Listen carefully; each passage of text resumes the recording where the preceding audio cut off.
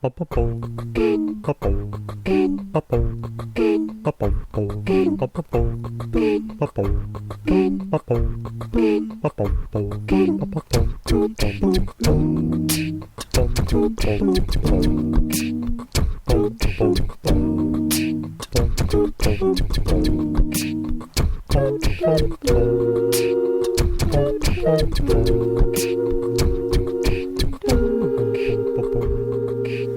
welcome to the Crash Chords podcast. This is the first podcast of April. We're kicking off April right strong with a guest that I'm almost speechless about.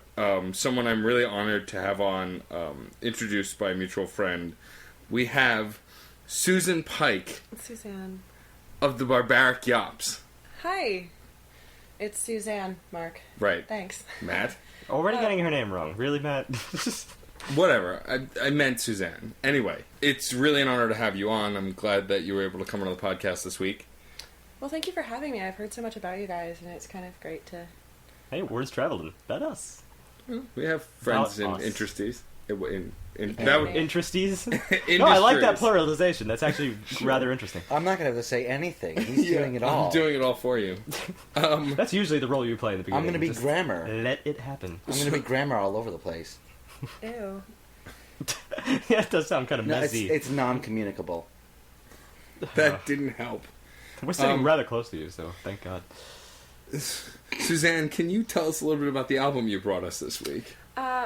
So I ran into this band at a rock festival a bunch of years ago, and I bought their album, and at the time it was really not what I was expecting. It wasn't the way they sounded on the stage, and then over the years it sort of worked its way into my life, and I play it when I go driving, and I need to get out, and I need to think about the deeper things and where our band is going. So Rival Factions has really sort of been a part of my creative process for a long time, and Project 86 allows me to be angry when I need to be. So they've influenced you then? Oh, not so much in the artistic sense, but more in the sort of emotional and life quality sense.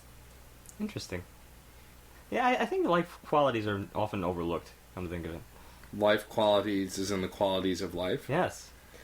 What did you think I mean? I don't know. I was just trying to figure out where you were going with that. Sometimes you're so abstract, I don't understand a word you're saying. Wow, he's doing my other job. Being abstract? Yeah. No. John, you didn't even have to come this week. You could have stayed home. Mad, you guys. That's really bad. Yeah. Nice. Yeah. Thank you. All right, well, we might as well just jump right into the record. So our first track is called Evil, A Chorus of Resistance, which is the intro track, obviously, being that it's the first. What is wrong with me this week? Several things, but we're not going to get to it on air. I'd like to announce that this song's in D minor. Thanks, Steve. And the bearing of that The whole is... song? The whole song? Largely. You sound unhappy about it. No, it's in D minor. What? I love D minor. Okay. Okay. Is it your favorite minor? Is it your major minor? He's been doing this for all too long now. Yes. Yeah, that's fair. See? It is. Susan's on my side. I mean, Suzanne. Thanks. I thought Evil was a very catchy introduction, and it did set up a theme that you'd come to see in a later album. They're actually tackling real topics here, and that's one of the big draws I found to this album. This song was about basically abandoning the ideas of greed. I really enjoyed it, just walking away from the desire of wanting more and to fight against that desire. At the same time, it felt to be, a great way to introduce yourself. It was catchy, but it felt a little safe to me. Well, I mean, the thing you notice when the song first starts is that it has a strong, powerful start. It's kind of heavy. There's a unique vocal pairing where it's either the lead singer doubling himself or it's backup from the other band members. It's hard to tell at times in the song. And it's a very verse-chorus structure in this first track, which is something we'll see a lot of as we go. But, it wasn't anything so repetitive or boring that I wasn't interested. It did engage me from the get, and that's probably because it had such a powerful intro. And probably the D minor. And the D minor. You're I was still totally fixated on on this D minor. Why shouldn't I be? It's D minor. Oh, okay. There you go. You can have that. I suppose I'll expound. It's really heavy on the power chords. That's one thing I noticed. Well, that's about the band in general at this point. They like their power chords. It's almost fluid in everything they do. But it did make for kind of a plain intro because, again, power chords, they've sort of been there, done that at this point. I mean, you almost want a little bit more spice than just the simple, hammer it home, because then you're just left with the power chords, the drums, which are actually rather interesting, but they get a little bit clouded by the power chords, and then the vocalist, which it's sort of somewhat of a typical hardcore style, somewhat screamy, of course. At the same time, even that doesn't quite reach out because of the power chords, so I feel like that's a little bit of a detractor for me, at least just in this intro. This just change as little things fluctuate as it goes on. Well, that's where I speak to the whole the step back in that safety aspect. It wasn't new, and granted, this album is 2007, so it's not something that is trying to break out in the scene now. This is a band that's done neighborhood of 6-7 albums all said and done. Something like that. The last record was 2012. Yeah, they've done 2 since this album. Yeah. Mm-hmm. Yeah, but then again, this was of course a hardcore band occurring in 2007. That's hardcore dates back to early 90s, or at least in somewhat of a obvious way.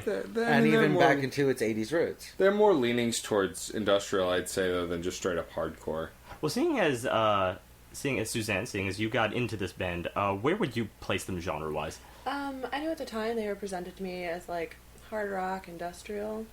I mean, I know that term has kind of mutated, but at the time that's what we were calling it. That's what it was presented to me as. I'm not really sure what I would have classified them as then, because when they were on the stage, their music was not this kind of harder, crunchier sound. They were doing more piano stuff, I think, if I remember correctly. So Interesting. they may have already been starting to do other stuff. I'm not sure. Well, the industrial is an interesting point to jump on, because it's not something that I thought of right away. But then again, when you consider the depth in the low end, in the low register here, actually there is somewhat of an industrial touch, and I do see that. I guess it's an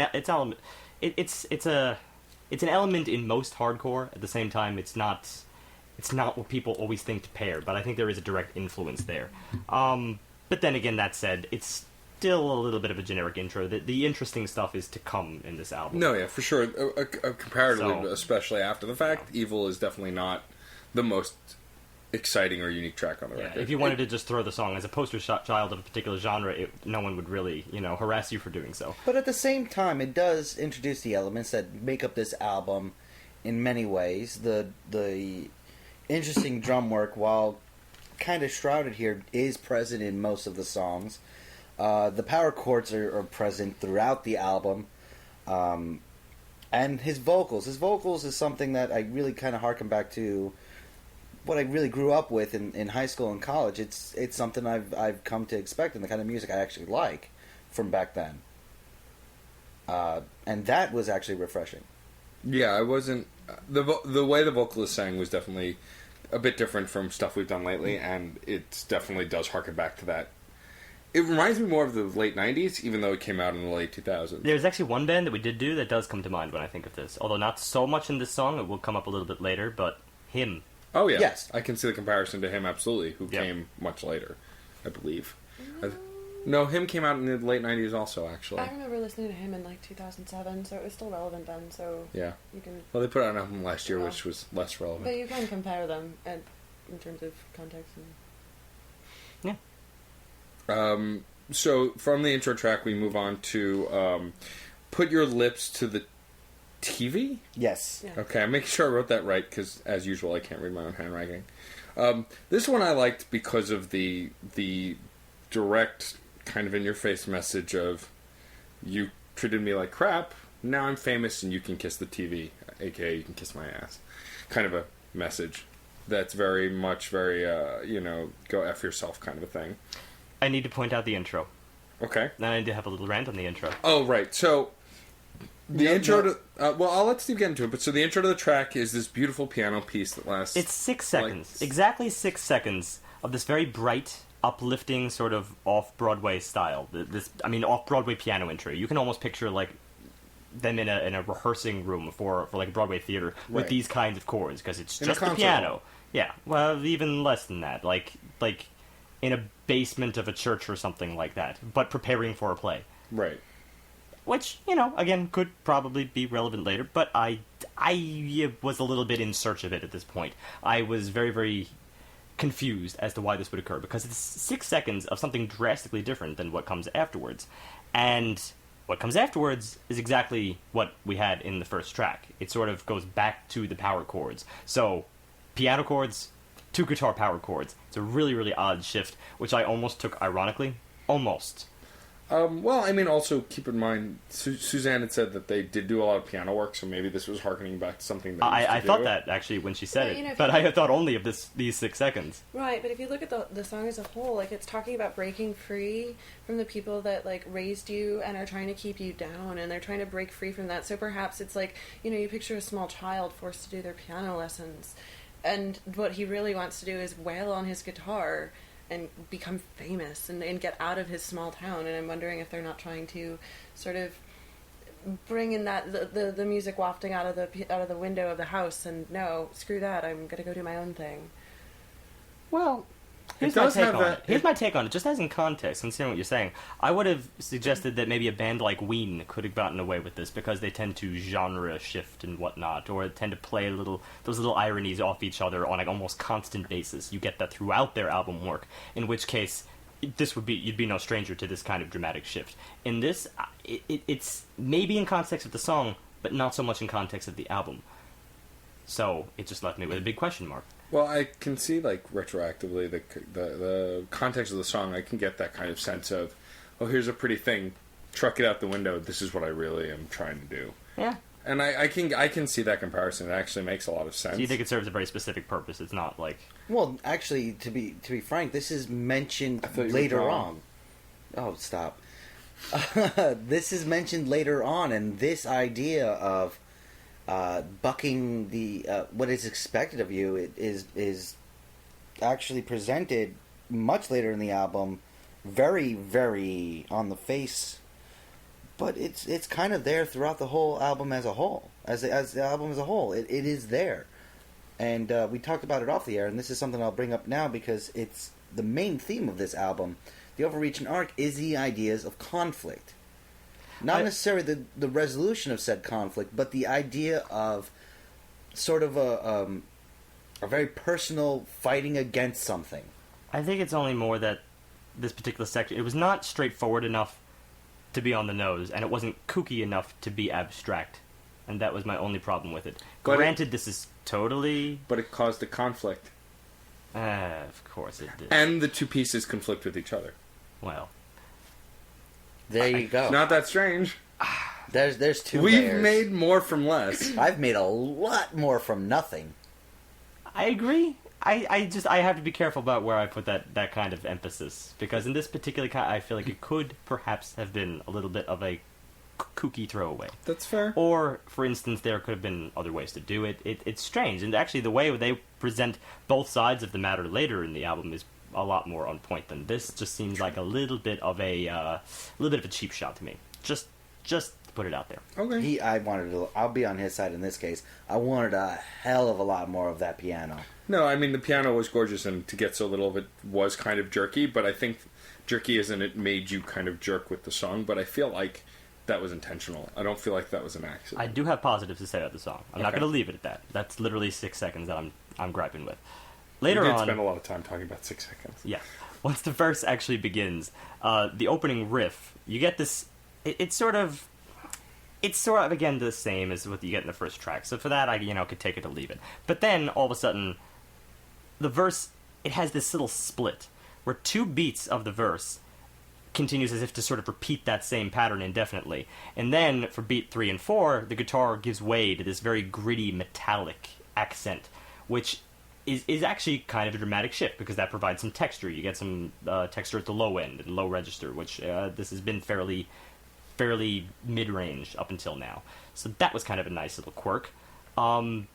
It lasted for the duration of the verses, which made me like the verses in the song a lot better than I liked the choruses, because the choruses, again, kind of went back to a little bit of blandness, could put it in anywhere hardcoreville. but otherwise not too That bad. would be a scary town to live in. That would be the metalist of towns to live in. And so, with this song, I think the thing that I liked best about it, because I know just when to not engage with John, I think I really like that also his singing had a very belty feel to this. You know, it kind of hammered home that kind of message that the lyrics were conveying. Actually, that was another observation of mine, and that's one of the reasons I enjoyed that split between a riff and then another 2 beats of like a low-end register, because it helped highlight the voice itself. Because that was my problem mainly in the very first track here, is that the voice... It's got a little bit of a generic quality if you put it over something so simple and bland as power chords. Then all of a sudden, when you add more texture, the voice has more depth. And you notice that screaming style of his, you start to interpret emotions like passion and all the other things. You would not get that otherwise if it's just there over a very bland backdrop. Well, let's also be clear that he's not screaming the whole song. He's screaming for moments. It's mostly singing. No, but I'm making a distinction between passionate screaming and screaming because it's of the style and it fits the groove. Well, this is something that I've always had a problem with in music personally, is I don't like screamo bands for that reason. When you're screaming the entire song, there's no gauge, there's no measurement, there's no emotion. Whereas for most of this record, when the lead singer, whose name I didn't bother to look up, which was dumb of me, when the lead singer's belting and screaming, it's for an accent emotionally most of the time. He's rarely just screaming for the hell of it. There is a song here where he does do that, and it does lose a little bit of its effect. But most of the time, he's screaming to convey emotion, whether it's passion or anger or frustration. But there's kind of an emotional accent connected to it, which I do enjoy. There was another thing here. The song actually had a solo. And there are not too many places on this album that actually have solos, and this did. For the second song, I was like, alright, that's interesting. I deem it an okay solo. I can't go too far with it, because it was repetitive at times, but I'll give it this much credit. It was distinct. It added a little bit more of the high-end register, and it adds some just general sonic diversity to this overall sound at this point. But the pattern, when it occurred, it was interesting, but it felt like the stopwatch was on it. In other words, this type of music is so rigid within verse-chorus structure, I feel like that one spot couldn't expand to the best of its ability. It was a good riff, it was a good pattern, it felt constricted by the song itself. I mean, that's a fair judgment. I don't know that I overly noticed that. I kind of just enjoyed it as it went, but I can see what you're talking about. I'll actually attest to that as well. It does. I felt like it was short. That's really what it comes down to. I would have liked that expansion. Yeah, it's an overly complex of saying. No. It could have warranted some exploration in what it was doing. Well, also especially since, of course, these earlier tracks, you always get 3 minutes, 2 minutes, 3 minutes, 2 minutes. These aren't very long songs. So I understand the constriction here. Well, and also keep in mind radio play, because the mid-2000s there was still a lot of radio play. The bigger songs that would get on the radio were songs that were short. Yep, 3.5 or less. Yep, if they were over that, they didn't get any airplay. So if you make an album that's mostly under 3 minutes per song, you're getting on the radio. Any of them can get on the radio, yeah. I'm not really sure they were trying to get on the radio, because what you have to remember is that this band was a Christian band, and when I saw them, they weren't even on the main stage at the rock festival. They were on the alternative stage, which is for the lesser known, wouldn't even get on the Christian mix CDs at the time. So these guys are not gearing for radio. I mean, they don't have a prayer of being on the radio. The best they can hope for is the secondary stage at a 5-day music festival. So while yes, that's true of the era, I'm not really sure that's what they're gearing towards. Perhaps that's literally their complete thought is very short. It's very like, no, I don't want this, I'm out. Done. So, do they have anything more to say? Not necessarily. So that's definitely something I want to get into, though. Of course, the fact that we haven't really talked about that, but you wouldn't really call this Christian rock necessarily. Well, you would. It would be classified as such. It would be classified. Okay. It would absolutely be classified as such. They're marketed as such. They're labeled as such. The entire band were practicing Christians, and therefore you would call it. It's not a worship band. They're not singing about Jesus. Right. But they're coming at their lives and their art from a Christian standpoint, and they're moving in the Christian circle and playing at Christian shows, and probably 95% of their audience is Christian. So the odds of them getting on even a Christian radio are not particularly good, because at that time you're listening to very boring, mainstream, flat-sounding bands, and there's a much more Christian safer. Yeah, I can't remember the name, but like one pop punk band, very safe, very. They take the folk route, they take the country road, something that rock, can suit you. Stephen Curtis Chapman, David Crowder. You've got friendly, user-friendly, but not particularly alternative, not heavy. Anything even remotely crunchy is put on the second stage, and only the weird kids are at that show. So these are names you'd only hear in a certain circle. But I imagine, you wouldn't find them on... Yeah, it's true that you wouldn't find these on too many of the larger radio stations. But, yeah, no, that's actually not a bad point, all things considered, about their audience. They have a very distinct message, and that's one of the reasons I wanted to bring that to the table, of course. I'm glad you brought it up. There is a distinct theme here that's going to go hand in hand with their Christian faith, and I think we should start getting into that, because despite the musical standpoint, the lyrical standpoint is very, very heavy on that. Music, I guess I appreciate the fact that there are Christian bands out there that cross many, many genres, because we don't often hear about it. It's true, we do often only hear about the lighter side of things. So that immediately sort of turned this a little bit around for me, just in the fact that they're pursuing a different style. Well, also, it's not so obvious that it's coming from a Christian standpoint as much as it's the overarching theme is conflict.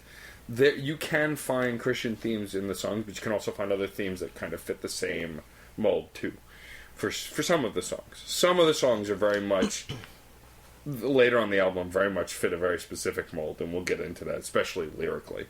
And that's actually where most of their actual backing seems to shine through. Put Your Lips to the TV actually starts with the line, "You want my head in the basket," which is already drawing from biblical imagery here. But this town ain't big enough for the both of us. The two of us are a disaster. I'm not your stepchild anymore. It's really talking about John the Baptist. To some extent. That's where they're drawing some inspiration from here. But this is not something that you're going to really get right away. That's another thing. It's not so overtly Christian as to turn off other people. Well, no, and that's what you see a lot, like in the Christian music scene, is that the bands themselves, while the members are Christian and they're mostly singing to a Christian audience, they're not singing necessarily about being a Christian. Like, if you get a band that has a very strong atheist background, it's going to color the way they view the world and the way they write things. So this is what they know. This is what their background is, but it's not, I'm a Christian, I'm going to sing about being a Christian, this is my Christian song. It's more, this is the literature that I grew up with, this is the imagery I draw from, whereas if you were more of a Shakespeare English background, you'd probably have more Shakespearean elements in there. So it's less being a Christian and more, this was the stuff I grew up with, that's what I'm going to pull from because it's my core background in education and worldview. I appreciate that for that exact reason. I appreciate this sort of anew for that exact reason, because I personally am of the philosophy that it's never too nice to be preached to, especially in your art. It's okay to have a message that's translated that you can interpret however you want, but that's not the same as preaching.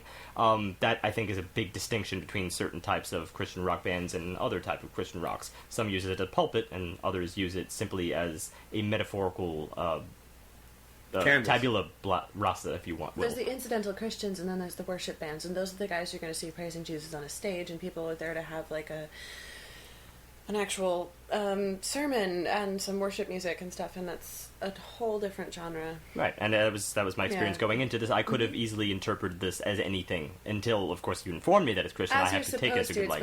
You have to have the knowledge. Right, but sit you where you are. Like, you can listen to this as not a Christian and find things in your own life that you can relate to.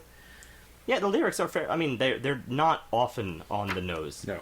So, I said, there's only a couple songs later at the end that are very much on the nose, but still calling attention to very specific things. Well, speaking of one of the ones that's really not on the nose that I could have taken as anything, especially is the track 3, "The Forces of Radio Have Dropped a Viper into the Rhythm Section," which Best immediately title ever. It is like it because of the long title. I, of course, like it as from a musician standpoint. I like tracks that don't take themselves too seriously. And if you don't look at the lyrics too much, even if you do, this could be taken simply as a reference to the music itself and not any particular theme at all, because that's the kind of thing that bands like to do a lot, is make little references to the kind of things that would come up in rehearsal, in the studio.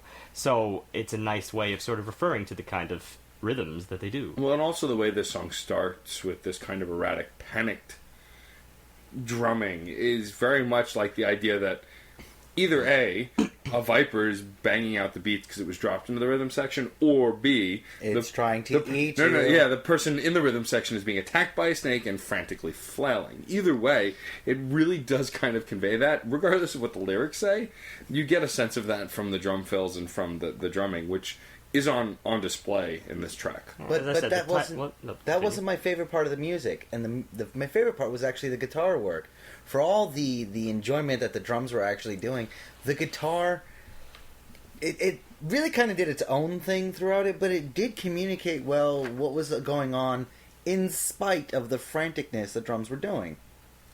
And it's something that every once in a while the drums would actually completely drop out, and you would just get that sweet little guitar, and vice versa. The guitar would drop out, and you just get the frantic drums, and it was a great back and forth tete-a-tete between the two of them. That tete-a-tete is exactly to which I want to speak, because that's the connectivity I feel is there between the title and the musical flow in general, which, again, there's no trace of real meaning, I think, directly to the lyrics. In a way, of course, you get little elements of here and there. Again, we're going to get to that, but without a trace of facetiousness, I appreciate that directness quite a bit. You get this in the meter when the singer begins speaking in unison with the kick drum and the bass, because they're both sort of running, and that's that tete-a-tete that I feel. There's this frantic nature, just as you described, where everything is in unison. It's rare for all three instruments to sort of unify in that way, and especially in the verse, that's pretty intense. It feels like the entire band is collectively running away. You don't get it in just one element, you get it in all. That's always a nice way to get that across, to get any kind of speed across. But one thing that I thought was actually... You spoke about the verses, and the verses were actually really, really good. And it was that... Totally separate, though. No, it was totally separate, but it actually sort of paralleled what the instruments were doing, because it had a very much a phrase, a word by word, phrase by phrase, and the way it was all presented, I'm analog, 2-inch tape. It was very matter-of-factually. And it kind of... is the word belied the word I'm looking for? No. No, probably not. It kind of gave lie to the whole frantic nature of what was being built in the actual instruments themselves. That it was very much a kind of matter-factually stated lyrical piece. And yet it's also really, the analog stuff, it's more of a metaphor. He's using it as a direct metaphor, but he's talking about the analog and how it's about to strike him as a memory. Like this nostalgic, I'm this thing, but it could hit me at any moment. Analog in the way that you treat other nostalgic things, because of course analog, everything we associate with nostalgic, especially at our age, probably was taken down in analog, such as 8mm tapes, camcorder tapes, any little element of memory probably was recorded in analog. So yeah, it's probably not going to be true for the next generation, but it's very important for ours. I actually saw that it was kind of speaking to, you have to be careful of what you do because the past can still harm you. It can still come back to hurt you. Mm-hmm. So just because you are where you are right now, don't forget that you are more of a summation of the good and bad in your life. And speaking also to that element of memory, that he actually makes a direct reference to a case of an analog recording. Like VCRs, I remember the magic. So I take one last trip down the lane of your memory. It's sweet, honestly. I have to say that admits, even though in my personal opinion there's very little connectivity here between this and the speed of the song, unless of course you're running away from... But, you know, that whole idea of the viper and the roses, it's sweet, it's the lane of your memory, till you twist like a viper. It's this illusion of sweetness, followed by this poisonous thing that's going to bite your feet. That's actually if you go to the very next line, it's this very sweet, oh God, there's poison in this memory. He lures you in with this sweet nostalgia, that warm idea of 1996, but no, it twists immediately. I'm lulled into this sense of false security, and then it twists. And I remember You're a Viper, and this memory thing. It's bad. This song overall is very much about escape and getting away from this danger, and that's what the speed represents, and that's where the connectivity between this speed and the dealing with the past.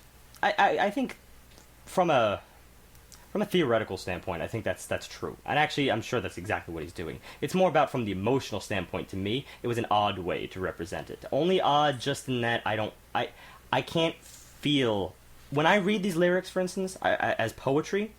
I think it's beautiful, absolutely beautiful. I can get into it, but I feel a little bit more of a heart-wrenching sensation than I get from the overlying. Again, we're sort of. I mean, it's not the same power chords we're getting in track 1, track 2, but it's still very, very heavy. It's pervasive. Right. That kind of pervasiveness takes me a little bit away from the emotion. Just my personal opinion. It's still a great message, but I have to treat them separately in this case. Well, just from my experience. Just throwing this out there, and I'm kind of spitballing it off the cuff here. You ever have that memory of that one thing that really can get your heart beating again, that can really get you apprehensive or upset again, but it will replay slow-mo in your mind. You can go moment by moment, and that's what he's doing here. He's going moment by moment with that memory, and it's just a... But the music itself, all I'm saying, is the antithesis of slow-mo. But no, that's what I'm saying. It will raise your blood pressure. It will speed up your heart, but it is almost a crystallized instant that is just so overwhelming. So you're saying that the music itself is actually a reaction to what you don't want to happen? Well, it's a reaction to the memory. It's the reaction to what he's singing to. Interesting. All right. I really like this interpretation. I really like this one. And it's not metaphorical. Fair enough. Okay. Moving on to track 4, Molotov. So this one was one of my early favorites on the album. I ended up liking the latter tracks a little bit better, but this one really got me going and actually made me quite nostalgic for a sound that I remember growing up and listening to. It had that kind of how to put it. I mean, it was a very steady song, but it wasn't know exactly repetitive. How to put it, because this, of course, was not really hardcore as what we've been getting. This was actually, especially in the resonance of the guitars, this had much more of a new wave sound. Yes, much more higher register. The drums specifically was one of the reasons I thought this sounded kind of new wave, sort of early '80s. The super high energy drums that you get in the beginning with those snare drum accents, where the snare is just struck once, really heavily, no rolls, so you don't get that reverberating effect otherwise. Instead, everything feels very tight, just as new wave was. That's sort of separate from hardcore, in my opinion. So this was a marketed genre shift right here. Another reason, of course, was the tinny guitar with lots of reverb on them. And then third was the singing. There was a moment here where I thought he was even putting on inflection of like an 80s British pop band. Of course, it's American, but it's the inflection that ended up coming across just in this one particular line. This is another point where I'm going to say that the music kind of ironically, and I'm going to defend using that word, ironically approaches the lyrics, because here you're getting a more of a kind of upbeat, almost, I mean, party for this album, but party-ish kind of music, which is actually a song about trying to leave the debauchery of that away, trying to get away from that, trying to actually become a little more grounded, and trying to get away from, as he puts it, the sort of nightlife of, outright sin. Interesting. Well, I mean, definitely in the way he was singing in this track, it seemed more heartfelt and sincere. Not that the other tracks weren't sincere, but there was definitely another level of emotion on this track, the way he sang, that didn't immediately come across in the other tracks as clearly. And also I want to speak to the bridge on this track, because even though it had cliche moments, it was one of the more entertaining bridges on the record, and got to show us a little more of what this band is actually capable of. Definitely agree with you there. It was an interesting bridge, at least at the moment where everything boils down to, I think it was the final line was, "And now they call me a fool for leaving." and he starts reiterating that, and he actually drags out that final line, leaving, and it all builds, and then there's just drums, just him and drums alone. Interesting, because I wanted to see where they go with this, because it could have easily been the thing where you just provide as an insert, sort of an interlude, before you actually begin another verse. That's the way it was presented, did not go that way. It actually went to a full-fledged bridge, which I was so separate in a way that I almost interpreted it as a B section. It was a reimagining of the first verse that was more intensified than what the first verse was. He gets higher, everything gets a little bit more filled out. Again, higher register, more well-rounded. Altogether, it came across as a completely different section. So yeah, it was a great medium. Yeah, this song had a great construction, I think, and that's what really holds it together. Whereas a lot of tracks seem to be very, very strictly verse-chorus. This was still verse-chorus, but that bridge broke it up just enough that it gave it a unique feel that really made it a standout track at this early part of this almost midpoint of the album. I did have issue with the lyrics, though. This felt like a definite downturn as far as the lyrics go. It just got a little bit too wordy at points. And the real crux of it was something The words were too wordy for you? It was just a little too much alliteration, inflection, I don't know. But the line, too bad they can't say at the break of dawn that the night was a dream, yet nobody can say at the rise of the sun that it was what it seemed. The way it's phrased is just a little bit too much for me. I disagree. I think that you're nitpicking. I don't personally have any problem with that. Yeah, I think it very clearly stating that I wish that was a dream, so I could pretend it never happened, but it wasn't, and it was bad. Like, no, I get exactly what it's saying. And I know that if I had any problem, maybe it's just because the way in which they structure their lyrics is very, very matter of fact. And so it's you can't look too deeply in terms of like, I love the meter there. Yes, iambic. What's it's just it is just so. You could read this. Too bad they can't say at the break of dawn that the night was a dream. Yet nobody can say at the rise of the sun that it was what. I mean, it's straightforward. I do see what they're doing. Dream seemed, but it's not like brilliant, right? It's running more towards prosy as opposed to poetical. Exactly. Is prosy the technical term? Well, yes. Okay. She said it. Well, yeah. I mean, she did. And you're too lazy to look it up. I know. But I just have to flat out disagree with John, which is fine. I mean, a personal gripe like that is something to personal preference, but I think that it's conveying a message clearly. And Steve said it was not brilliant writing, but it's not overly complicated either.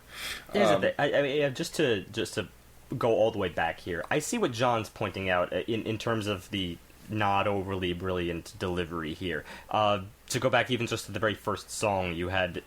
this was something we didn't mention at the time because I didn't think it was particularly relevant. I tend to just gloss over first songs lyric-wise because it's more about, does the music get me into the groove or not.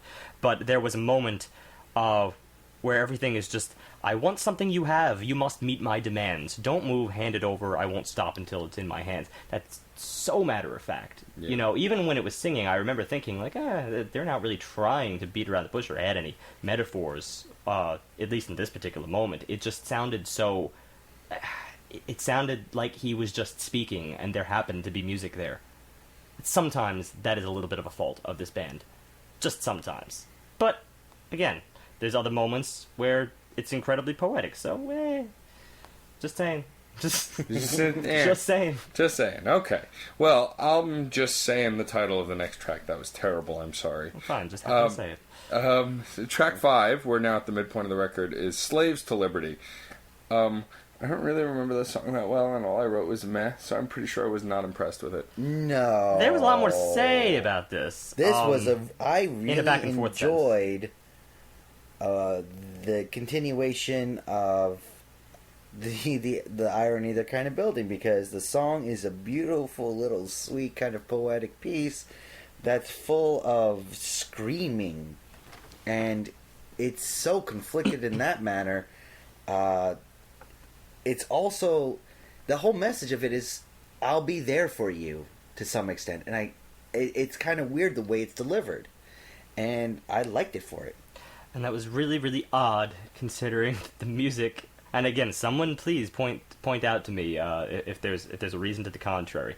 The music was perhaps the most grating brand of this genre here on this album. You find this sort of in the middle. I tend to find this is a little bit of a trope when it comes to lots of punk albums, where there's this one song, usually happens somewhere around the middle, where they just go balls to the wall. The essence of what punk should be. It should rile you up, and it should grate a few people. In this case, they use a particular thing. It opened up with a kind of sound you'd almost equate to feedback, let's say. It's this screeching that sort of rings in the song. And then, for an intro, it takes a little bit of a break while the riff steps in, but then it comes back in the verse, just in spurts. And this is just, I don't know, it's a classic example of that. It was very grating. You know that's the point, of course, artistically. Right. I have to question it, considering the theme that John just mentioned. Could it be the difficulty of him trying to reach the individual he's singing to, and the interference that's preventing him from properly communicating what's going on? I mean, it's quite possible, because he's talking in, you see that common Christian element of always like, you need to kneel, you need to humble yourself, and and being broken. Very often we always talk about like, oh, you need to be broken in order to be healed, and all this blah blah stuff, and it's grating to hear that you have to. He wants their legs to be broken, so they can't get away from this thing. Like, that's a grating thing. It breaks. He breaks. It's possible that that's what they're intending. I'm not sure, but it hurts to listen to. It hurts to hear it. It hurts to be told that you need to go through pain. It hurts to be told you need help. That too. Exactly, yeah. But it does boil down to, this song is an offer of help, trying to reach the person. Oh, you both make such fine cases for a song that I don't want to like. Well, see, but that's the thing is, Steve, as we've discussed, you don't have to like it for it to be an accurate portrayal of something. It's after 87 episodes, I would never argue with you in this point. It's something I'm used to in a lot of music over the years, but I will say that, at this point in my life, I kind of don't want to hear it anymore. I understand it from an artistic point of view, and I like it for it. I understand it from a late 90s, early 2000s point. Even 2007, I feel, was a little past this, because I feel there are, just putting it out there, I feel there are other artistic ways of expressing the similar kind of thing. It's felt a little cliche, just that they use that style to go for that. But it still worked. I agree, your points are perfectly valid. Yeah, I mean, honestly, for me, this is an art versus music thing, and I just don't artistically like where they go, but I get it. At a base level. One of a few times I'm actually more on the art side than anything else. Which is terrifying to me. Yeah, a little unusual. Don't become me, John. Cats, I'm telling you, dogs, do not become living me. in harmony. Mass hysteria. Thank you for finishing the quote. Let's take on track 6. Pull Me Closer, Violent Dancer. Aha. I see what you did there. Poor Elton. Yeah, poor Elton. But at the same time, this was I love the depth of the percussion. Yeah, this is where the drummer really gets into it in this song. The subwoofer would almost be unhearable. It was hitting just beautiful depths and really rumbling deep down in the chest. That's something that I always will like. Musically, this song is very catchy. I put sway-worthy, though I don't know that that's a completely accurate representation. It feels, whether the song is supposed to be truly romantic, it's conveyed in a romantic way, even if the lyrics don't support that, because I don't honestly remember them that well. But it's I bet kind the way of the music supports that in a very, very odd way. Actually, when I bring you in on this, Suzanne, you were the first to mention that this has somewhat of a more horror-type element to it. I had read a review several years back, someone who had been really into Project 86 previously, and then this album came out, and it was very thematically different from their other stuff in terms of music. And one thing that he had said, and then after I'd heard it I realized it really was there, is he talked about how this album, the undertone is those chords that you will find in the black and white horror movies, that deliberate sort of lugubrious, it makes me uneasy, deep bomb bomb thing. It's like that off kilter vibe. And this song, while, it is kind of romantic in a sense, like you want to be that dancer that's making him feel all of these things, it's also frightening. It's that monster music And I identified with And a few of those he calls elements her were. flat out a monster. Yeah. You know, the monster is your face, and I need to tame it, but also that draw of the monster at the same time. It almost becomes a representation of a lot of things, addiction, of bad love, of so many things that you know are somewhat harmful for you, or really harmful for you, but you just have to be drawn to. It's sort of, but it's still presented in such a way as I'm going to lead you to safety, but this is the bad guy going, hold my hand, I'll lead you to safety. It's got a real duality going to it. Or is she the bad person? This is this violent dancer, and the addiction is the bad person, but it's also something he loves. So it's got that real heavy duality built right into it, and it's not clear cut about it. This is definitely where they're getting a little more metaphorical about what he's singing to, what is he's singing about. Dancer? Yeah, This song gives a depth that the earlier songs haven't, and we start to really get into a depth here at the second half of the record. You get a different. The lyrics aren't as face value as they were earlier, or they're heavily face value because they're driving a message home. I don't know if I should feel like, oh yay love, or oh no fear. I just don't know it. And I like that there's this kind of the conflict in this song is what to feel. It can be both. And I like that kind of conflict where you're emotionally unstable, you're emotionally in the gray. Is always fascinating. And for me, one of the reasons that's a little more successful here than perhaps earlier on is because, again, the blend between theme and music, using the music to actually further that very on the nose in this case, because that horror, I mean, you hear it in certain elements. You hear it in the melody particularly. One place I noticed where you get that sort of horror sound is this flat five that occurs right at this don't worry, come with me and move now. And right there on the move, it's emphasized, it's right there on the beat. Yeah. That flat five, that's so, I mean, grating is not the word in this case, it's awkward, it's a little bit demented in its way. So that's what sounds kind of horrific, because usually that note would be used in sort of a passing nature, but this is emphasized. And also the way he says it, this move now, almost as an order, not a request. Exactly. Really is what's supposed to make you yeah, his volume swells on the note and he, everything. He really pulls out the O. It's a move now. Like, yeah, he's going to make you dance, but it's going to draw it out of you, this sensual horror. I noticed that, in fact, that it doesn't even seem... It seems like he could be a little bit between pitch at that point. Of course, that's what the voice can do. You have that capability. So it sounds like he's not maybe just broaching the flat five, or he could be a little above it, a little below it. He does moves around the note while he's saying move. It's again, I have to point out little musical quirks like that, because that's what really ties the song together for me. And it all in all is what really makes this song a very solid song on the album. And it's where this album really starts to take a rise, especially for me. Now we'll get into one of the more face value songs. Though, even still, this has some lyrical vagueness in moments. But so this song, track 7, is Illuminate. Originally, upon hearing it, I thought it was more singing towards we're going to set stuff on fire, the pyromaniac's dream. But it's really not. It's actually more about bringing to light the bad, and the bad getting what's coming to them. It does it a little makes allusions towards bringing down judgment. Yes, but not that he's bringing down judgment, but judgment will be brought, and those who deserve it will be judged as such. I'm going to pull a John here, though. First of all, I agree with you. This is probably not the most standoutest track on the album, for sure.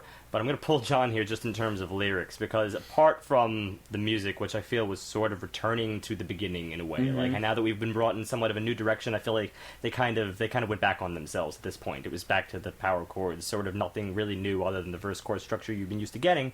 And then when you look at the lyrics, I appreciate that theme. At the same time, I'm not really a fan of the writing in this particular case, or maybe it's not so much that, it's maybe I was not as much a fan of the singing in this case. You get night falls like a vulture on its prey. Everything is so just rigid. It felt it felt weak to me. It felt like he wasn't personally behind these words. Well, and if you look at it from what we were saying about, like, judgment is happening, he's not. He's quoting something he knows is going to happen. It isn't his words. He's conveying them, they're not his. It's Right. warning. It's a warning, but it's not his warning. It's a higher warning. He's a vessel for this message. Right. He's talking about how we're the light, but when he's talking about like the skeletons burning and the dark deeds that happen and are hidden by darkness, he's talking about them, but it's not his words. It's like, if you're going from the Christian, it's God's words, like, I will bring judgment, I will do this thing, I will burn you, and he's simply repeating something that he's heard before, perhaps. But also very matter-of-factly. This is a thing. It's a vulture. Blah blah blah. I've already heard it. Whatever. But this wasn't the sort of theme that was being built in the album. That's where I really have the problem with this song. It wasn't fire and brimstone. It was every other song was just about trying to find strength or defeat this conflict. This is more pointing out the weaknesses instead of trying to find the strength. It is a rallying cry, though. Like, yeah. It is time to spark ourselves in this hour. He's calling, we have to light these things up. Everybody stand up, light up those things, light it up, be that thing. It's not a conflict per se so much as a rallying cry. And there's a strength in that rallying cry because he's trying to gather the masses in the light. He's pulling them out of the darkness. It's mostly the verse work is just... It doesn't. Boring. It's not just boring. It's just it doesn't really allude to that. No, you know what? You know what I think this is. It's really divorced. It's almost like two voices are singing between the verses and choruses. I mean, I think it's a fantastic point you're making, and I think it really does tie together this album very, very tightly from a thematic perspective. I think the real problem is just sort of, again, the medium in which they chose to do it. I feel like it just holds it back a little bit. It's what I said before, constricting, because. Remember when I said with that little piano intro, how I said it wasn't straightforward enough to be on the nose and it's not kooky enough to be abstract? I think that's the problem I'm having with this. I could feel that, all right, yeah, he's not behind the lyrics. And then when I think about it, yes, that's true. It may very well be because of that, because of the lyric. I see that theme is tied, wound tight. At the same time, it's just go all or go home. It's the principle I feel with this. It's a little too subtle for a message so strong. And see, for me, the thing that really gets me about this song is, the idea of a guilty pleasure is such a dumb thing anyway, because you should like what you like regardless of what others think. But, that said, the fact that this song is so cliche in musical presentation is probably why I like it so much. I get that it's tropey, and that it kind of clouds this message of... that lyrically might stand out more if there was a better backdrop for it. That said, I still enjoy it. Well, as a rallying cry, it's really it's good in spades. It's exactly what it's supposed to be. Yeah. It is catchy. It is easy to learn, and that's actually speaking positives about it. It's something that will stick around in your head, and that's what it's supposed to do. It's supposed to say, "Rise above evils." Maybe that's where it's just not strong enough for me, though. Right, and I can see that. But I'm just saying, for me, that was enough. But that's totally a personal preference at that point. I'll withdraw one thing. It is abstract, for sure. Yes. It definitely is abstract, because there is a nature here where I feel like he is on the pulpit, and it's totally ironic, and I feel like that's not too difficult to see. So I'll admit that much about this track. But now, speaking to face value stuff... track 8 is really where we get... he's clearly got a message he's conveying, and it's here. So, the Sanctuary Hum, this is his song to say, hey, this shit's not good and it's gotta stop. And he's talking about things that are very much closely tied to religion. And stuff tied within it that's no good and that has to stop. And this isn't... Let me start at just the title itself. The Sanctuary Hum, not him. To use a word that is so similar in sound yet means something completely different. This is... I love that word. Hum. The background noise. The vibration. The gossip of the sanctuary. That's where I took it from. Mm-hmm. Because this decries sins being covered up by and for... the people in cloth. Not even the people, the leaders. The leaders. And not just the people in cloth, but because of this, the society that they're building in this setting, it's you can't talk about what's being talked about in this song. this song does an amazing job of presenting a truly righteous anger that I feel, and it's just purely infectious for me.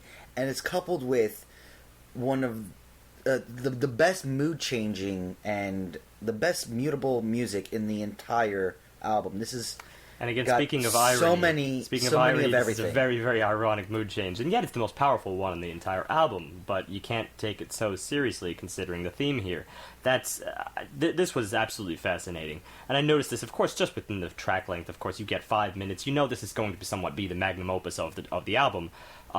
But in this A section, of course, yes, you get a lot of pent-up rage here. Lots of pent-up rage. You hear that in the sort of steady yet halting, jerking riffs. And then all of a sudden, once you get through the verse, the B section, it lifts as if everything is okay. And that's here in the lyrics. Smile, wave, convince the sanctuary, our charade. Though you're the object of my deepest rage, just counterfeit this holiness for me, and everything will be okay. That's the scene change. Yeah. All of a sudden, everything is in the album, it's a scene change. Yeah. This is the most uplifting. You get this ethereal ambience behind everything. Everything is very much more lighthearted at this point, and yet you know. It's an illusion. It's an illusion, exactly. And that's the actual the interspersed guitar and drum work, which does a great job of showing the lie that's being developed here, which speaks directly to the theme of the lyrics.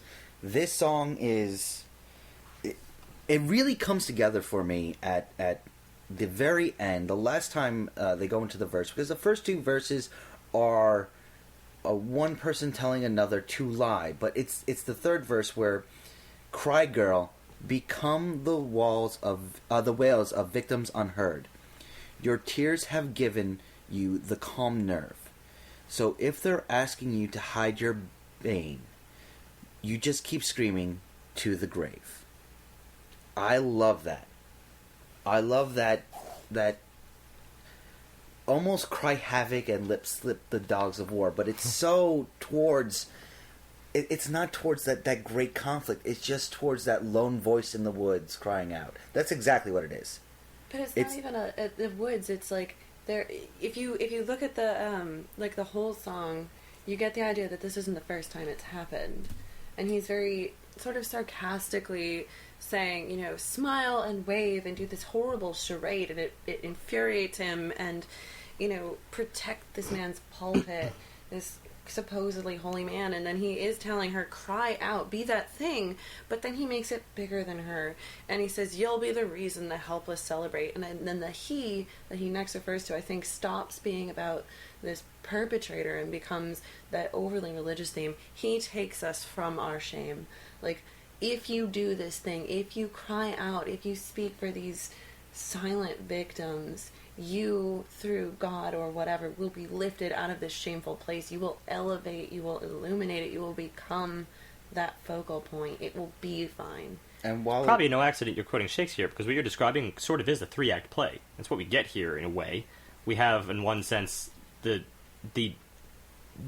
anger that's inside him while he's being told all this. At some point, I think it actually works. I think it convinces him for a certain segment of the song, and then, of course, there's the release. That can't work indefinitely. That's the third section of the song tends to get very thrash metal-y.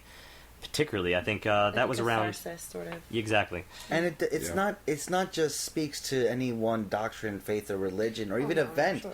It just speaks to the voiceless victim, and that itself, there's so many different connotations to it. And this is just asking anyone to give voice to the victims. Which is something that society should do anyway, and we shouldn't even have these victims, and that's besides the point, and that to some extent infuriates me. But this is just a beautiful, it's a call to arms. Powerful. It's everything. It gives strength to the powerless. It is just so multi-layered to me. Between the vocals, the lyrics, and the music, this is so far one of the most emotional songs of the year for me, and is already in the running for emotion and lyrics for me. Well, I just love this song. I think also the cherry on top is the fact that this song is cyclical. You have that 3-act play, and then it begins again. Yeah. You get a repetition of exactly the same thing, which actually is, that's why it's, of course, it's 5 minutes. It is repetitive in that way, but it's so appropriately repetitive because you lose sight of really where you are because everything, it dramatically shifts, and I think by the time it repeats itself, it's a little bit more directly stated, I think. Yeah. Well, and also keep in mind the message being conveyed. That cycle repeats itself too. Especially if the victim doesn't cry out. Exactly. It all just happens. And of course, again. This is the kind of thing that could easily eat up a person for years and years and years, if not their whole life. So this really does cover a lot of ground in this track. And as you pointed out prior to the podcast, Suzanne, the subtle hints of the chorus work being thrown in there, the sort of kind of airy, open, churchy feel that it has as an underlying note really becomes a very pointed statement, which adds another layer to it, and it's calling out people at this point fearlessly. Yeah. Yeah. It's face value, and it's making a point, and he doesn't care. He just wants this point made, which is, especially with dealing with this, is the way you should go about it. This sort of stuff is half the reason I raved about Macklemore and Ryan Lewis last year. Right. Which is why I raved about so much stuff in the past. I love this. Right, when you call out the bullshit for being bullshit. No, not only that, it's just... you got so many different aspects. I'm going to keep raving about this song if we don't move on. Okay, then let's just do that. So the next track 9, is Caveman Jam. A song that I completely glazed over the first listen, but when we were listening to it together today, I caught a sense of the lyrics that I had missed before, and essentially this is a personal note from the artist to the fan, and it's very much about how a lot of people consider his music Neanderthal rock, this kind of nonsense that's just heavy and booga booga, I bash things, make noise. And it's not. It is pretty close to what you would expect from a hardcore jam. Yeah. But it really just is. It's a call out to it's a rebuttal to the critics. Yeah, because the Why critics can't you be nice boys, and the critics could be music critics. They could be, friends and family asking, or or what leaders of the community. What I did earlier in the album. Yeah. Yeah. But it comes around individuals that are saying, "Why do you do this? Why you were such a nice boy? Why don't you make sweet music? Why don't you make uplifting music?" And they're like, "Well, I can't." And you know why? And why is that last verse where that one fan comes up to them and is like, "What you did there, what you did with that music, made me a better person." More than that, it made them a living person. Basically, the first one is, why can't you be sensitive? And the second one is, why are you so angry? And the third person is, if you had not done these things that are insensitive and harsh and aggressive and this kind of music, the fan is flat out saying, I would be dead. And that's a powerful message. I would be dead. I would be 6 feet under if you didn't have these caveman jams. That was the thing. It may be to someone too harsh, to someone else too angry, to someone else it is their lifeblood. It is what's keeping them going. So it's something for everyone. His art works for somebody. I think in that way, Beyond his entire discography, well, maybe not the whole discography, but especially this album is sort of a catharsis, just in the same way we saw a catharsis in the previous track. The whole thing kind of is fitting that. And at first I had thought this song was kind of out of place, but going back now, if you had Sanctuary Hum and the next track back to back, it would have been too much. It would have been too heavy. You needed to break it up with still some semblance of a message, but something a little lighter, something a little easier to get through. And a little groovier. Because having those two songs back to back would have been too much. It would have overloaded the system. This is a nice little break, but still goes in a different direction and takes you on a ride. And it does have that jammy kind of feel, which is appropriately named. But it's jammy on an ironic level also, because he's playing that exact music that he's being criticized for. Hyper-focused. And this just shows, confidence. Self-awareness. There you go. Self-awareness, yes, which not all of us have. Very, very interesting type of self-awareness also, when you consider that the choruses here are really inward, really, really introverted in the way they're so honest, they actually halt themselves. This is in response to the verse, why can't you write a track that's sensitive? It isn't, because I just didn't think about it. It isn't, because I just can't. These lyrics, this is the chorus. That's fascinating. Yeah. To be so unsure of yourself in the anthem. This honesty. But he says, "I wish I could. I wish Of course, I could the little do that. man, I wish I wish could. I could do that thing, but Yeah. I thought about it. I Yeah. wish I could do that. I can't do that. I have to do this other thing." Yeah, that's Exactly. where it's coming from. I It's don't not, have room I for it. can't be a nice person. I just have to expose these emotions. I have to not be what you harsh. want. I have to be angry. I have to show the darker side, Right.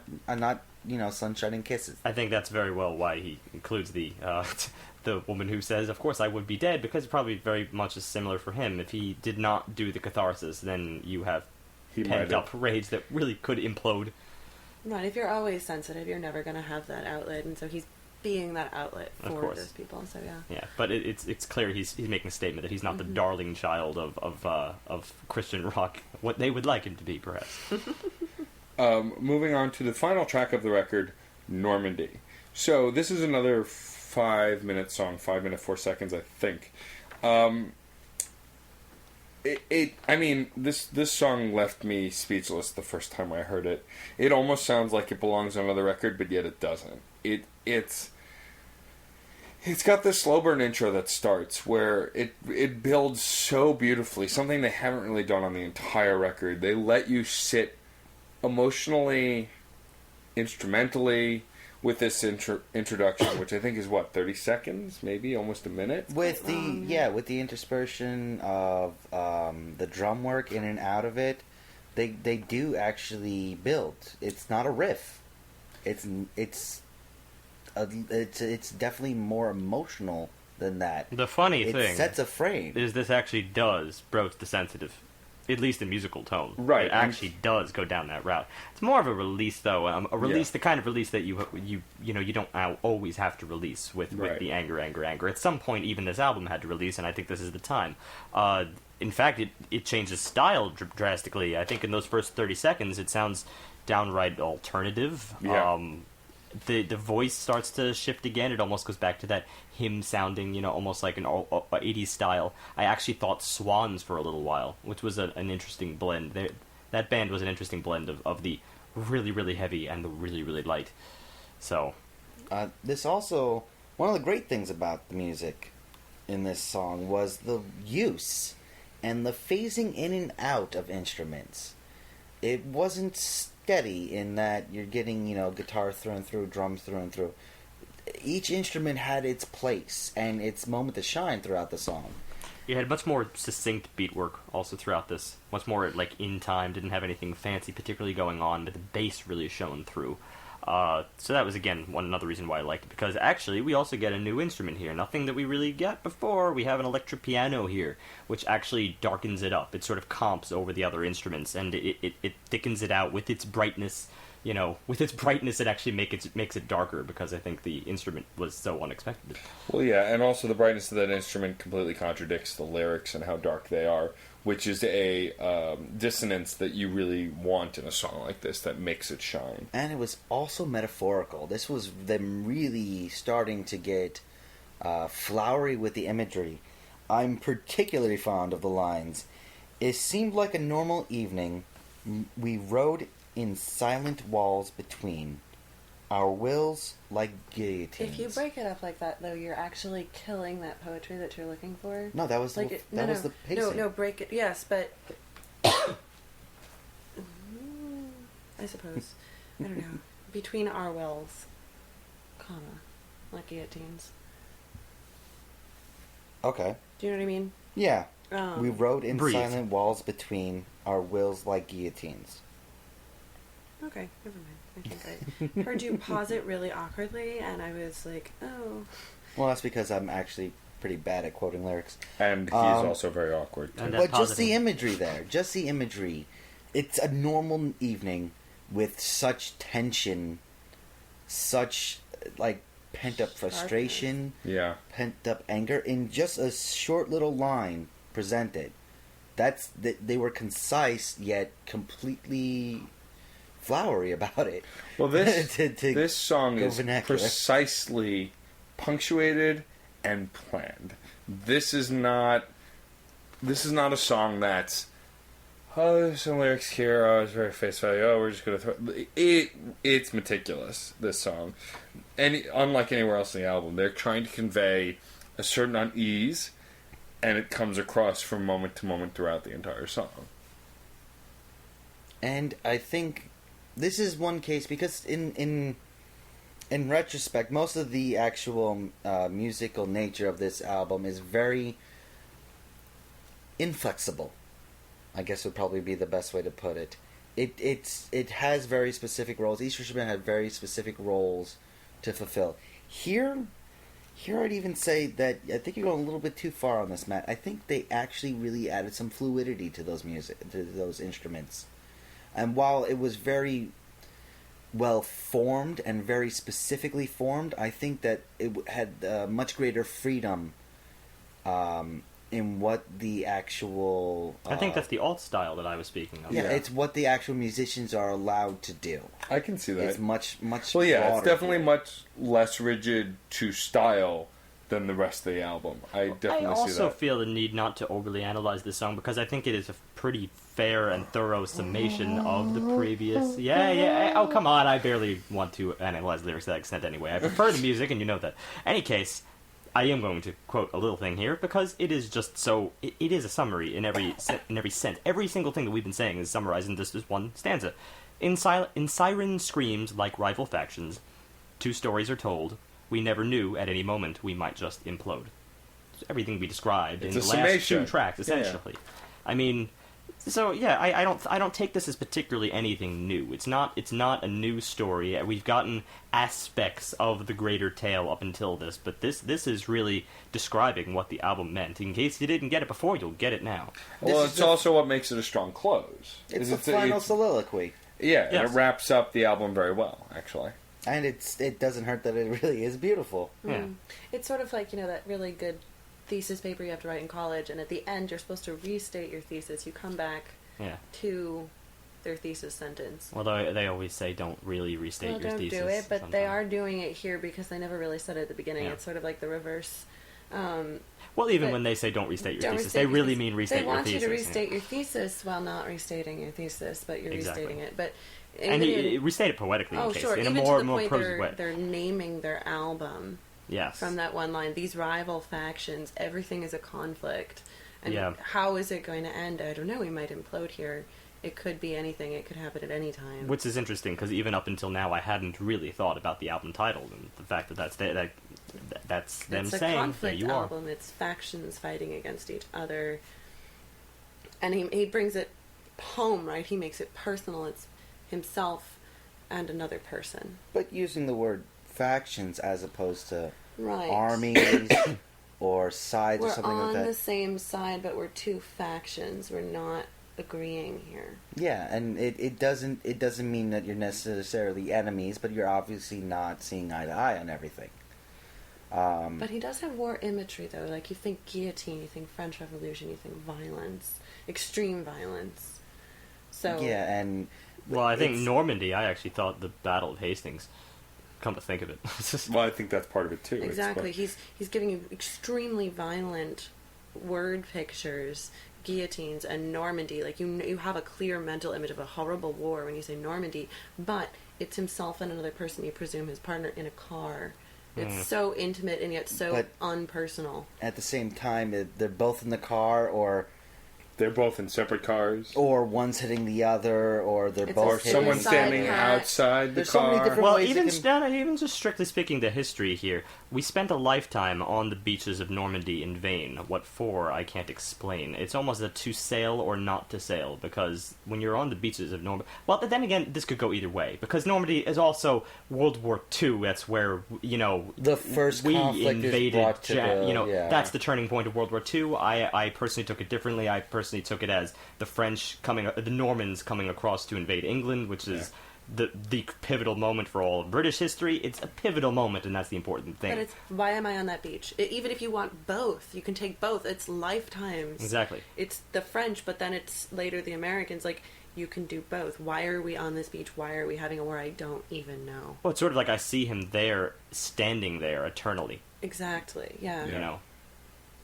But most like he can't be one or the other. He'll always be, you know, if you go back to the Christian thing, he'll always be Christian in a way. It's not that can ever be sort of unearthed from him. I mean, uprooted from him. Mm-hmm. That is... But if you go with the Christian thing of, and he talks about this attraction, like, we clearly belong together, but so he's eternally on this beach, I am this thing, yet people are watching them crash into each other. They wish they had what we see and what we believe, but then he says, I know better. So it's possible he doesn't even, that thing that everyone sees him as having, that faith, that sense of self, is what others perceive him as having, but we know better. Perhaps that isn't a thing he even has. Is he doubting it? Is it even there for him? Or even to some respect, the relationship implications here, the passion, just the pure passion, it may not be as positive as everybody regards it. It may not even be there at all. Yeah. I mean, this is really just a depressingly beautiful song, or beautifully absolutely. depressing. I definitely spent summers listening to the song every single morning, and it's like, 7 years later, I'm still listening to it.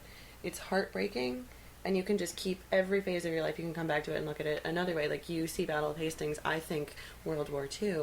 Right. And now I think both. And now you think both. It hits everyone differently, but it's a thing that we all face. Like, what are people perceiving us as? What are we perceiving ourselves as? Is any of it real? Is it not? This universal war or not a war. The big questions, man. Ooh, man, what's the meaning of life, right? It's funny because Beaches of Normandy, almost everyone usually thinks World War II. I only went back to England because I've been steeped in British history for like the last 2 months. But that's a really interesting, another viewpoint that like expands it even further. And from listening to the whole album, like, I get the sense that these guys are really well educated. I'm pretty sure they knew exactly. Yeah, there's a significance to the plays, undoubtedly. They chose it well, not just for World War II, but because it's so large. And it's probably also because it's obviously got a very steeped history. Oh, sure, a blood-soaked beach, Yeah, multi-time over. There's definitely an earnesty throughout this entire album because of the fact that, many times we've said, oh, well, the lyrics could be a little bit better here and there, but then again, at the same time, when their lyrics aren't exactly at the peak of their prose prowess, you instead you get something that is on the nose because it's intended to be on the nose, and those are the tracks where he wants to reach out to you really personally, and then there's times where he decides to cloud it in metaphor, and that I probably speaks to the times when he's a little bit more unsure about the state of the matter.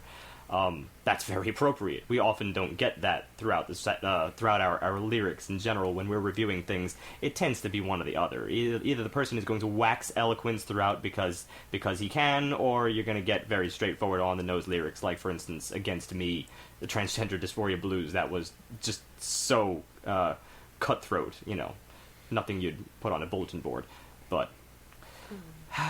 But the self-awareness of the song, like you're saying, like, sometimes the lyrics are really not that on, and sometimes they are so profound. That's the thing. The middle ground here is what fascinates me. But I think this song shows you that he's really hyper self-aware, as does Caveman Jam in a sense, and then it leads into this. But it's quite possible that he's deliberately not doing good lyrics in order to draw your attention to the gorgeous lyrics later. I think the irony. whole thing is planned, not ironic perhaps, just incredibly well planned. Sometimes punk music needs to be bad to get its point across. Like the Riot Girl, it was supposed to be bad. It was supposed to be, I have an instrument and I'm slamming it. Because bad lyrics may be intentionally bad. Just raw, I have a feeling, and I'm just going to... There it is. I agree with that, and especially as I've looked through a variety of punk, I definitely see the moments in which that was the instance, and in which that was the case, and which that was just the accident by virtue of the genre that any band decided on at that point. They said, hey, we're going to be punk. This, I would have to wonder whether this was the entire reason for their style, although it would make a lot of sense. I really want to rate this particularly highly, considering the theme at work. Okay. It's a tight theme, and also, I mean, what were the odds that the first quote-unquote Christian album that we got would be so on the nose? Because, of course, I know I can speak from some experience in the matter that many of it is just a sort of reiterating thing, the kind that you do get in hymns, in which case it is just love God, and that's almost why the genre gets criticized a lot, is because it represents just one thing. This represents a cacophony of things. So it's probably at the peak of the genre, in which case it is the activism for the genre. That's a powerful role to play. Ideally he would want it to be somewhere toward the top of the genre, or recognized as such. Okay, so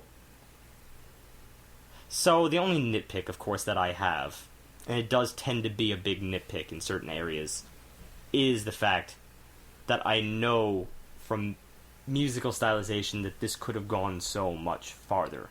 It's apropos in any way you cut the pie. It's really, really on the nose. But at the same time, it's the kind of thing that from beginning to end, me, from a musical standpoint, it leaves me wanting more. okay. Catharsis is not the only thing in my book. It's not the only thing that I have on the agenda. It's great when it comes across, but even then, I have my own idea of catharsis. My idea of catharsis might, border on classical at times, or a really, really fast solo, or something that expands. This still felt constricted at the end of the day. Then again, it has its reasons for being constricted. Of course, you can't have a series of one-shots, a series of very finite messages without having a strict pop structure. So, I'm going to be a little selfish in this regard, just because of the obvious choice that they made, at the same time, the obvious choices of where they could have gone. Okay. 3.5. It's a lot higher than I was going to go with this album, but because the theme is so tight, that's something worth mentioning. Okay. They being Project 86 had a very specific idea when they made this album, and they presented it very, very neatly. It's actually not really till Normandy that I had to start puzzling over what they're trying to say here, and it very readily became clear cut. At the same time, it was really presented very, very much up to the expectations musically. Going back to what Steven said, they could have gone so much further with it, but this is an album that really does become very heavy in the back end on quality for me. It gets so much better as it goes along, with very little dips here and there as a whole. So it's really an album of all rising, as we were talking about last week. It really just, quality wise, keeps going higher and higher and higher for me. I would have liked maybe a little more inspiration in the use of the power chords. So the drums were tight and the bass was pretty good, but the guitar, I could have done so much more to punctuate certain aspects of the songs. If you're going to be on the nose lyrically, do something with the music to do something special and to make it, flip on its head. I really did enjoy so much of tracks 8, 9, 10. They're just so good. And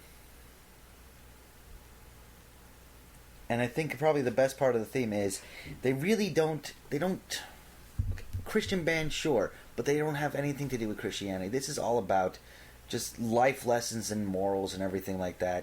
It's a great theme. It's just what you should try to teach yourself and other people, just how to act in the world in so many instances. I love it for that. It's a solid 4 for me. It's a really good album. It just doesn't do anything special on the musical front. I feel like you did exactly what I did there. You had that moment where you just had to pause and be like, wow, I'm between two completely separate fronts, which we're rarely at. It's like a 4 or 5 on the emotional scale, theme level for me. Yeah. But like a 3-5, a 3 on the musical level for me. I'm like fluctuating back and forth. So as I said, catharsis can be done a number of ways. Mm-hmm. You know, they chose this. So for me, this album was very... It's funny, it doesn't make sense to say retro, but it kind of was for me. Because it's a kind of musically, that I haven't listened to in a long time. I mean, just in recent months, I've been on a nerdcore hip-hop kick and been listening to a lot of artists within that genre. And this was something that was completely out of left field from what I've been listening to. So for that, it was kind of refreshing. It took me back to a place in college or even high school where I listened to a lot more angry, angsty, cranky music because I was a cranky teenager. Just like every teenager. And, oh no, they're just angsty. Cranky is old person. I wasn't angsty at all. I hated Catcher in the Rye. You were just cranky. That's you were a born kind cranky. Of angst. That's no one understands me, not even this dumb book. I knew a lot of people like that though, and they loved that book. But this album for me is one of those things that I really enjoyed it. I mean, I did. There were highs and lows, and musically, it wasn't the best quality that we've come to kind of brush our nose at, if you will. I don't know. I don't know where it's so out of character. I loved it. You did not see what he did, and it was because hysterical. It's an audio podcast. But no, seriously, this album went places that I wasn't expecting to go, and I did enjoy. Except for really "Slaves to Liberty," I was kind of engaged the entire record. Lyrically and vocally, it was very close to what I grew up listening to on the more alternative industrial end. Even though it fits other genres, it kind of does jump a little bit. But I really connected with it. I really did, and the emotion can't be denied. I mean, there's so many tracks here where this singer is clearly pouring his heart and soul out, or the heart and souls of those in the band or those who he rallies. It's why I think I connected to Illuminate so well, even though it was very face value and kind of obvious. And the power trio of the last 3 tracks can't be denied. 8, 9, and 10 are strong songs for the year. I mean, even though this is not a new record, it's new to us and we reviewed it this year, so it can compete in our stuff of the year at our year-end wrap. And I agree with John, the emotionality in some of these songs is very powerful, more powerful than some of the other stuff we reviewed. So I find myself in the same position John and Steve are in, and I imagine Suzanne will be in the same position, although she brought the album. Join us in the awkward pause, please, so we're not alone. It really does cause me to pause. It really is musically. It's not so advanced that I'm like scratching my chin. Oh, this is quite good, But just the same, suddenly he has a Fu Manchu beard. But just the same, the lyrics really do make you think, and they draw you in. And this was a 3 at first, and then quickly climbed to a 3.5 for me while listening to it. But there's so many things that I've given them for this year and last year that they just kick it to that next level and really show what they're capable of. And I'm unfortunately on the same page as Steve, which is always an unfortunate place to be. Oh. Kidding. Take back the Fu Manchu thing. I mean, jeez. I can't give it a 4. It just it falls short in too many places musically. But lyrically and emotionally, I connect with it on a level that I can't just rate it as average. And it's not just an even 3.5 either. It's almost there. It gets to that next stage. So for me, I'm going to do something that neither of them have done, and I don't know that we've done yet on the podcast. It's a 3.8 for me. No, I probably have done it. Probably. Yeah, You're usually obnoxious. Yeah, I believe he once raised a 3.75 to a 3.8. Oh, maybe. A full. But this is a 3.8. It's approaching 4, and it's not just a 3.75. In the middle between. It really is a 3.8. It's approaching that next level, and I'm really gonna go through their discography now, and I'm a little upset to hear that they don't really do a lot of this. But maybe the later albums, maybe the newest album is more in this vein, because I feel like they were approaching something really good, and if the newer modern albums really take that message finding to a next level, I feel like I might really connect with it. So, for me, it's a 3.8. Far be it from me to tell them where they are musically or where they should Yeah. go musically, but I think they should really look in themselves and see where else that catharsis could potentially take them, and they Yeah. might have the potential to reach a much broader audience. Yeah. Well, obviously I got this album in 2007 when it was new and their thing that they were pushing at all of the shows, and at the time I was not into music this heavy and this crunchy, so when I got it I actually hated it. It's got like weird bugs on the artwork and it was way too hardcore for me, and I put it away for like 2 years, and then I got a little older and I got a little more angry and it started to work for me.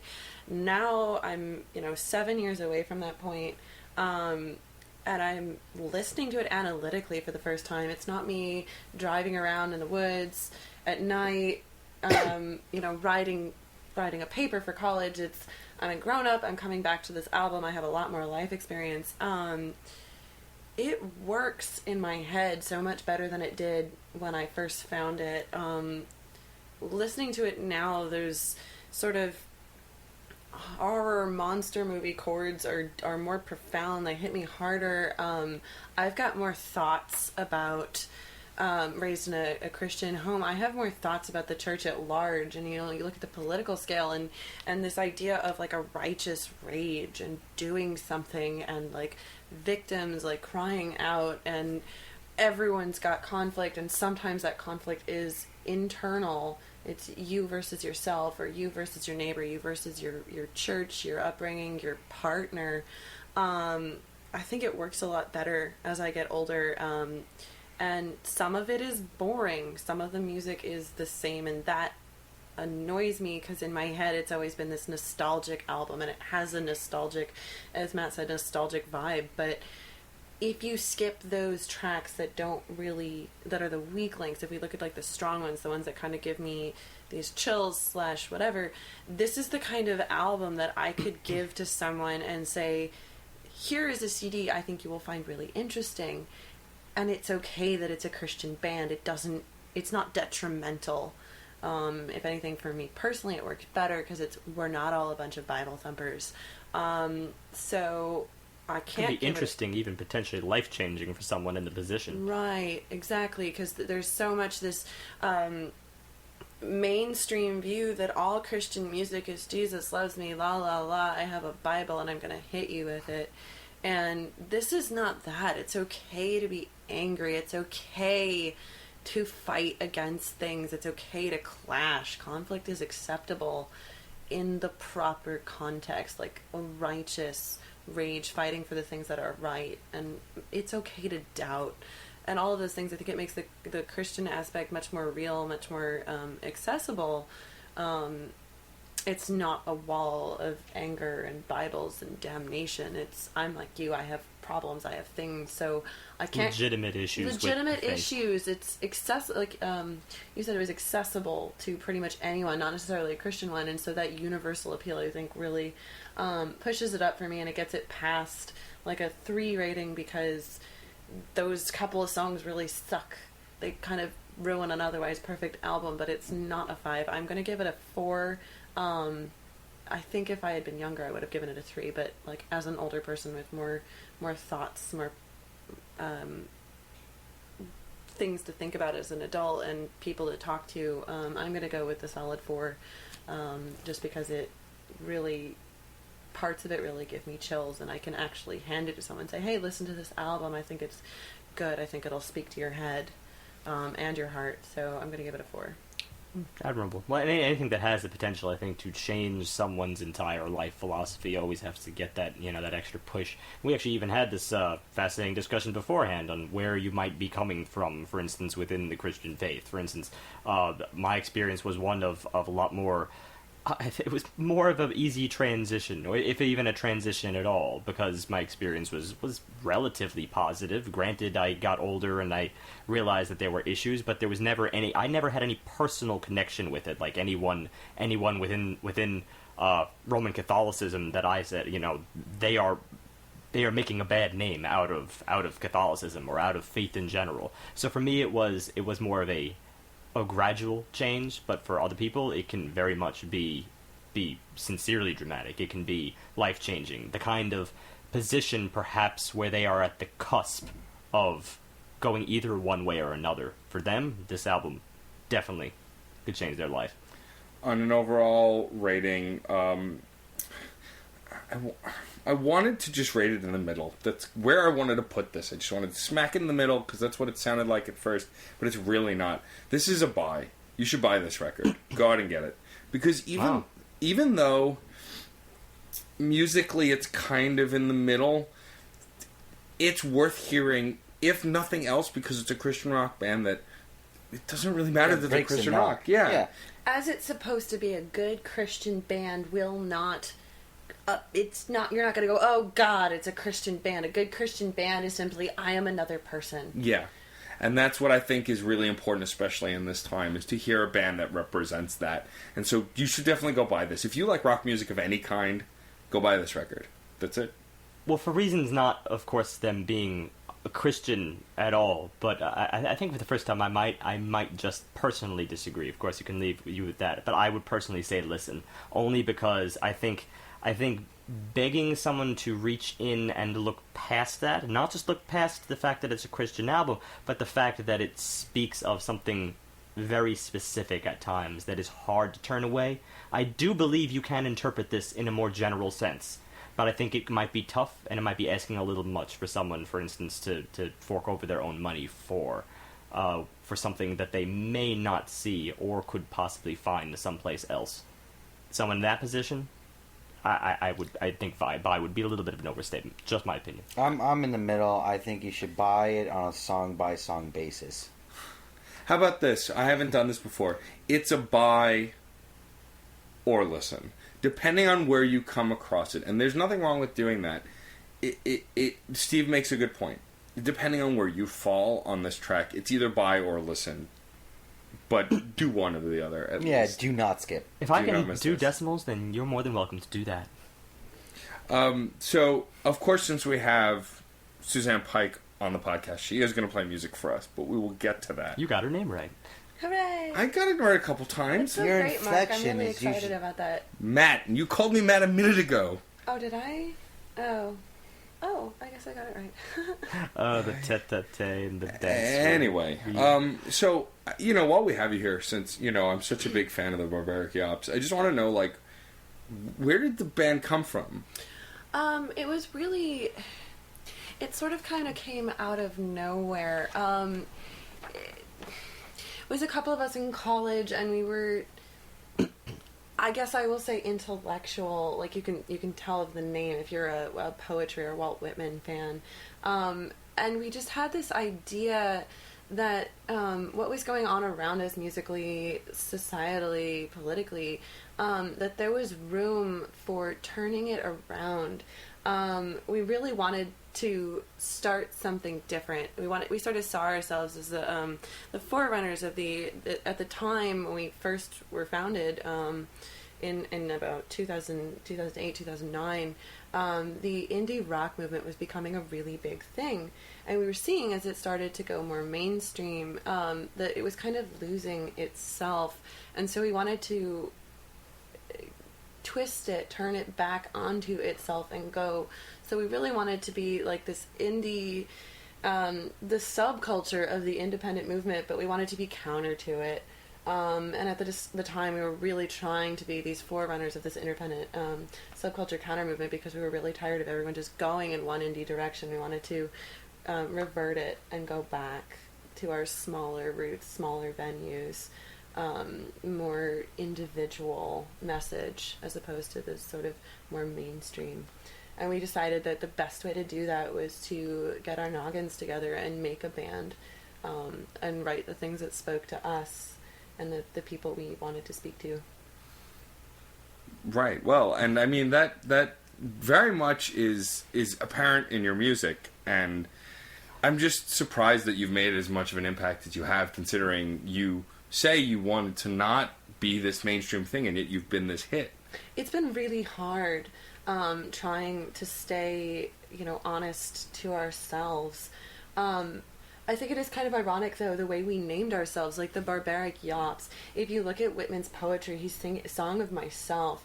You know, he's talking about a falcon that he sees wild, and he's like, I am not tamed. I sound my barbaric yawp over the rooftops of the world. It's this intimate moment between him and the falcon, yet at the same time it's a universal call. And we meant to be an individualist band and very, you know, small, but we've become a clarion call to the indie movement. So we're just trying to like stay true to our core message and at the same time remembering like what we named ourselves, what we meant to be. So it's been really an interesting ride. I had read Song of Myself. That was a direct quote from Absolutely. it, not an extrapolation. No, that's that's the quote. Interesting. That's it? You just wanted to No, I just wanted to comment on how you verify. read it? Well, I really like Walt Whitman, and I didn't remember Giles that one line. and I are one of the other bandmates, Giles, really big Whitman fans, and that poem is just really one of our top things, and it just... Interesting name, Giles. Yeah. Isn't he British? Yes, but, you know, raised there, and then it now lives here. So it sort of has the British properness and then that lovely twist of irony and that sort of dark humor. I'm usually amused by people named Giles, not because their name is Giles. It just so happens that people I've met named Giles are very amusing people. Delightful. Absolutely delightful. Giles Corrin is a very funny food critic over in England, for instance. That's Check him out. good to know. Fascinating, Steve. Thanks. I do what I can. Well, whatever. If you can demean my asides, I can demean yours. Another question I have: what is your fan base at this point? How far have you reached? We're not really sure. This whole rise of the internet downloads is sort of making it very difficult. When we started, it was very, you know, small underground gigs. You know, one of those like sub-street level bar type places. You know, you maybe get like 15, 20 people bopping your stuff. Now we don't. We do less shows. We do more. Just sort of exploratory, and a lot of our stuff is going online. We're seeing a lot of iTunes downloads, stuff like that. So I think I don't know. It's hard to tell now. Our fans have followed us and grown up with us, but I think there's both a younger and an older crowd seem to be getting into it as well. Sort of that 30-something artsy have their master's degrees into it, but we're also seeing the high school kids who are trying to explore themselves seem to be getting into music too. It's really strange. Well, how about if you had a release or even just a private song that you've written, a private project that you would tout as is the essence of what you do, would you have anything to recommend us? Yeah, pitch? Our album Anti-Love Songs is probably like the core of what we are.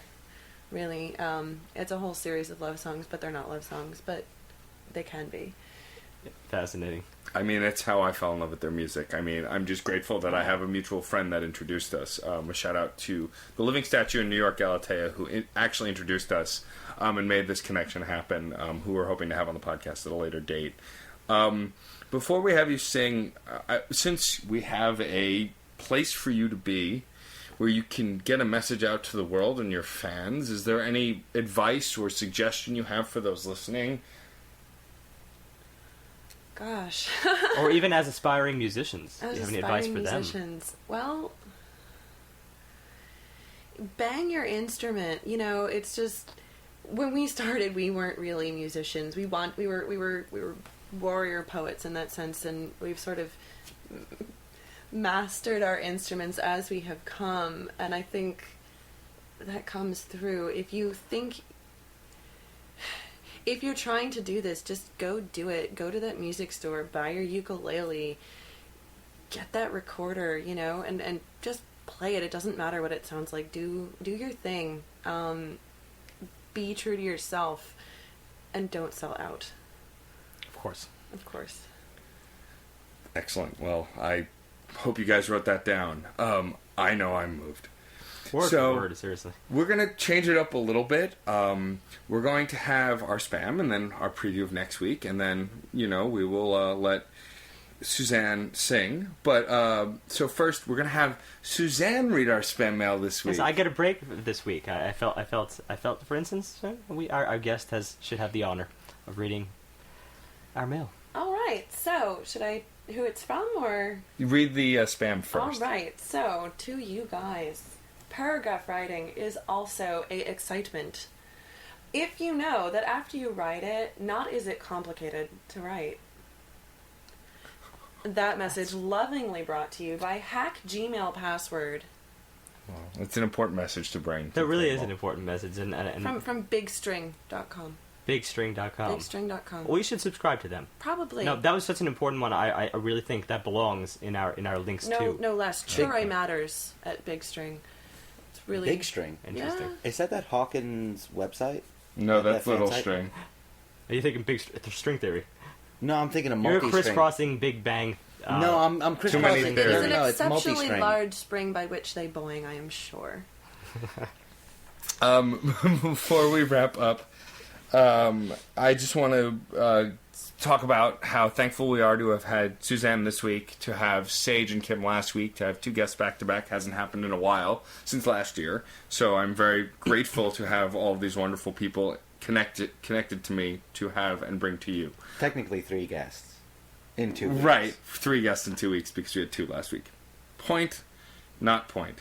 Maybe a point. No. I'll give you a point. I'm taking a point.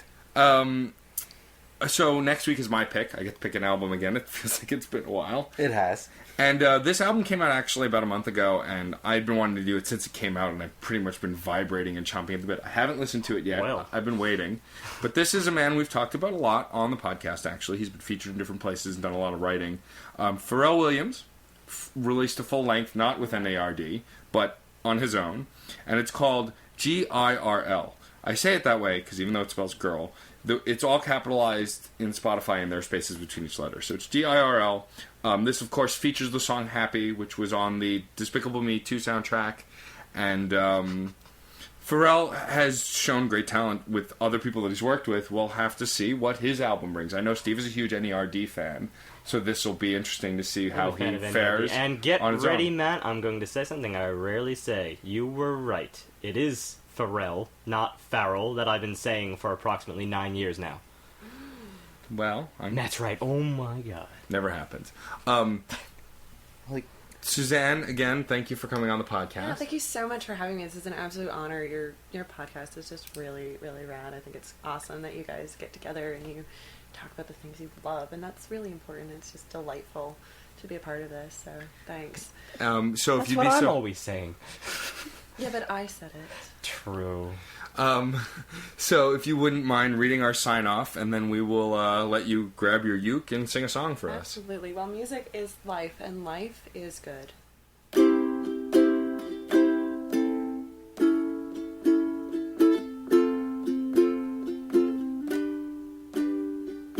Clarice, you were an angel. Clarice, you were the dawn. How sweet you made my moments.